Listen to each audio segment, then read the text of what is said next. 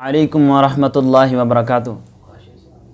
محترم سامعین اکرام، ہم آپ کو اوکاشا اسلامک میڈیا میں خوش آمدید کہتے ہیں۔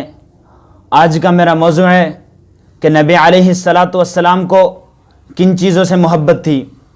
آئیے نبی علیہ السلام کی حدیث میں لحظہ فرمائیے۔ نبی علیہ السلام نے فرمایا، انما حبب الی من الدنیا ثلاث، مجھے دنیا میں تین چیزیں بہت پسند ہیں۔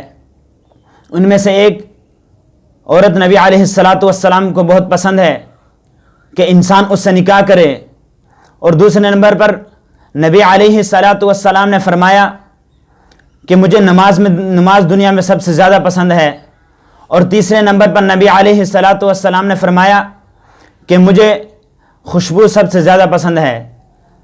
اور نبی علیہ السلام کی حدیث ہے، حضرت ابو ہریرہ رضی اللہ تعالی عنہ بیان کرتے ہیں کہ نبی علیہ السلام نے فرمایا کہ مرد کی خوشبو کیسی ہونی چاہیے اور عورت کی خوشبو کیسی ہونی چاہیے۔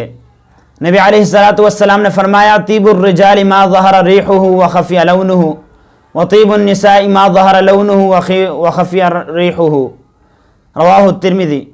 نبی علیہ السلام نے فرمایا، مرد کی خوشبو وہ ہے کہ جس کی خوشبو ظاہر ہو اور اس کا رنگ پوشیدہ ہو، اور نبی علیہ السلام نے فرمایا کہ عورت کی خوشبو وہ ہے کہ جس کا رنگ ظاہر ہو اور اس کی خوشبو پوشیدہ ہو۔